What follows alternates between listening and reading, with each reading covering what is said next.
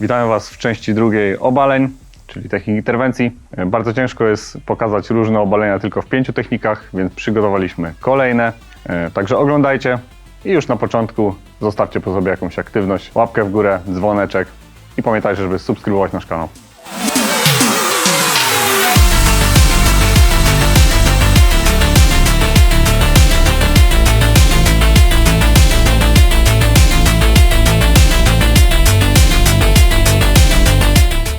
Inne obalenie niż zazwyczaj.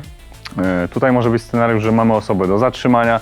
Wiadomo, jeśli damy znać o swojej obecności, ta osoba może zacząć uciekać, będziemy musieli zaczynać pościg pieszy. Oczywiście staramy się zrobić tak, żeby nie marnować sił, służby są długie. Więc mamy naszego przeciwnika, osobę, która powiedzmy jest do zatrzymania. Nie widzi nas, jesteśmy z tyłu. Musimy ją bardzo szybko obrobić. Pomijamy ogólnie aspekt powiedzenia mu tego, co trzeba powiedzieć, dopowie się to po sytuacji. Mam przeciwnika, jedna ręka z góry, druga z dołu, krzyżowo, tak żeby spiąć sobie klamrę tu, pach, spinam przed klatką, tym samym jego brodę po tym spięciu możemy odwodzić, tak żeby uniknąć ciosów głową, tak? Nasze bezpieczeństwo przede wszystkim. Możemy też dociskać do tętnicy, tak? To też może spowodować, że zacznie słabnąć, ale pierwszy ruch dociskamy, drugi ruch cały czas będzie sztywny w biodrach. Zazwyczaj przy takim uderzeniu ktoś sztywnieje, tak? Wiadomo o co chodzi, w sensie spina się, więc musimy przełamać biodra, żeby stał się mniej stabilny. Zmieniam nogi, uwaga, i przełamuję jego biodra. Tutaj i wykładam go sobie na ziemię po skręcie, tak? Czyli jeszcze raz. Biodra przełamuję tutaj i idę za nim do końca, tak? Ja sobie spokojnie wyjmę spod niego te ręce, nie jest to problemem. Ale najważniejsze też, żeby przy wyjmowaniu tych rąk zachowywać pozycję, czyli mój tułów jak najniżej. Mogę sobie przejąć rękę, przejąć głowę, wejść tutaj, cały czas pełna stabilność.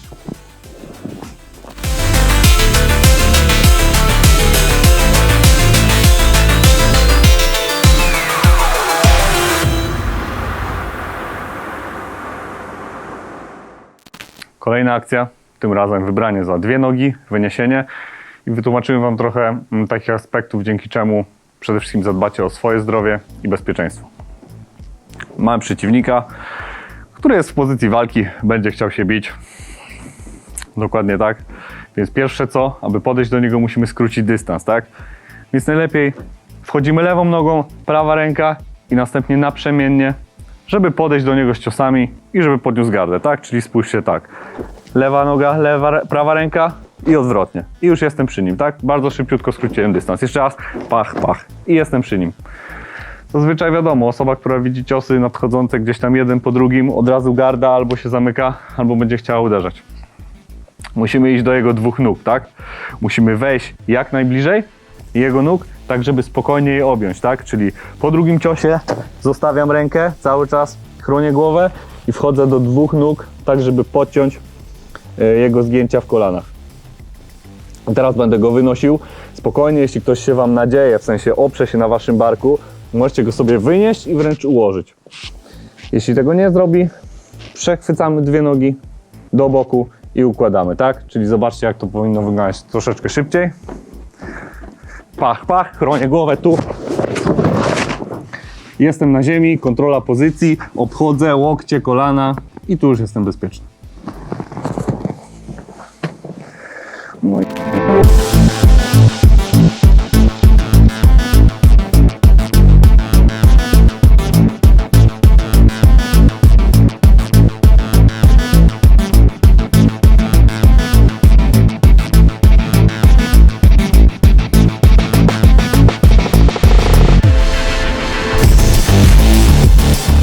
Technika innego typu.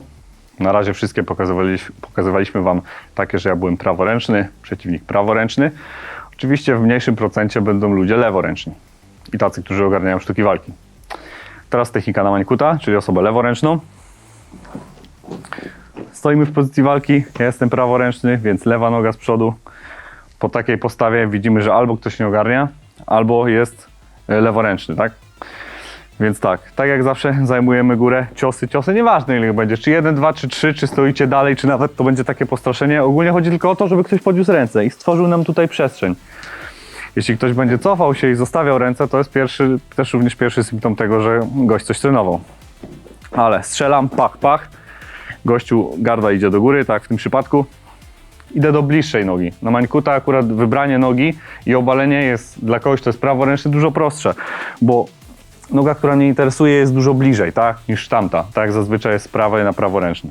Wybieram nogę, wchodzę, klamerka, podnoszę nogę i często ta noga zostaje w środku. Jeśli zostanie wam przed waszą prawą nogą, spoko, ale jeśli została, obchodzę, chwytam, to jest najważniejsze, jak najdalej, dlatego że będziemy tutaj robić dźwignię. Czyli tutaj jest to zły chwyt, jak najdalej, najlepiej zapięte. I drugą ważną rzeczą, stoi Szymon, jest mój bark, tak? Spójrzcie, jaka będzie robiła się dźwignia prosta. Moją dłonią będę ciągnął do góry i barkiem będę pchał w dół, tak? Więc tu stworzy się ból, także nasz przeciwnik sobie sam siądzie, podtrzymuje i na 3-4 pach i gość kładzie się.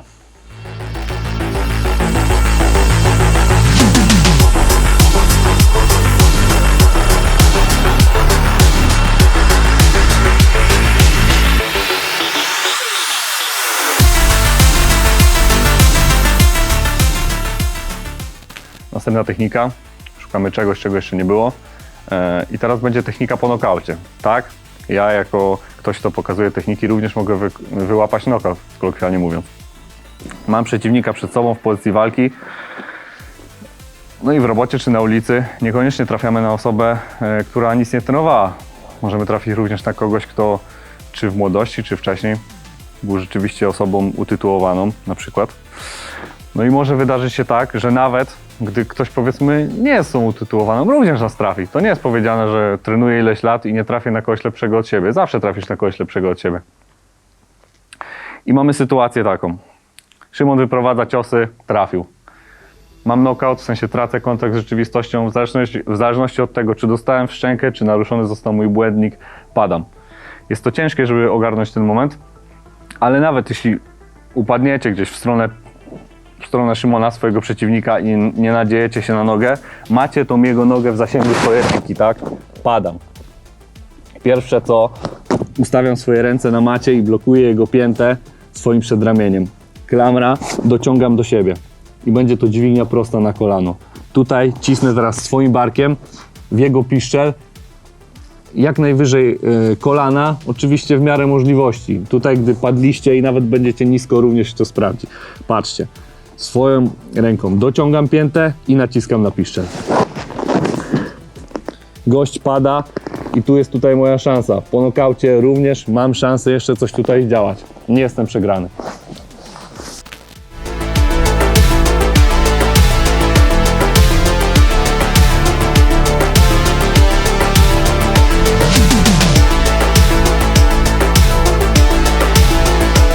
Ostatnia na dziś technika. Myślę, że będzie to coś intuicyjnego i łatwego, to znaczy coś, co nie wymaga większego przygotowania i nawet myślę, po obejrzeniu tego filmiku może wam utkwić w głowie ta technika, dzięki czemu będziecie mogli ją wykorzystać na ulicy. Mamy przeciwnika. Będę chciał nisko iść do nogi. W sensie wiadomo, jest strikerem i przewyższa swoimi warunkami moje, tak? Jest wyższy, ma długie ręce. Wymiana. Jest jakaś wymiana, tak? Ma nogę z przodu, więc będę chciał tam wchodzić. Tak jak zawsze. Zajmuję jego górę, jego garda zaczyna chronić głowę, jest odkryty, niskie zejście i uwaga, bo to jak gdzieś prowadzę treningi często jest bardzo trudne do załapania, a tak naprawdę bardzo łatwe. Schodzimy jak najniżej, schodzę na bliższą nogę mojego przeciwnika, tu, drugą zostawiam prostą i patrzcie, już jestem pod nim. Ogólnie gdy dostawię tą nogę, spokojnie będę mógł go kontrolować.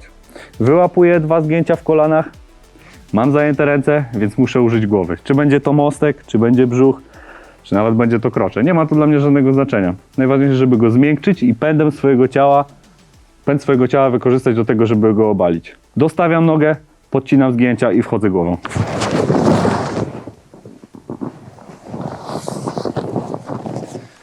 Pokazaliśmy wam kilka wariantów obaleń. Miejmy nadzieję, że nigdy ich nie wykorzystacie, ale jeśli już, to wyciągnijcie z tego filmu jakąś lekcję. Jeśli na początku nie zostawiliście dzwoneczka ani subskrypcji, to jest ten czas, możecie to zrobić teraz. A my dziękujemy wam i do następnego.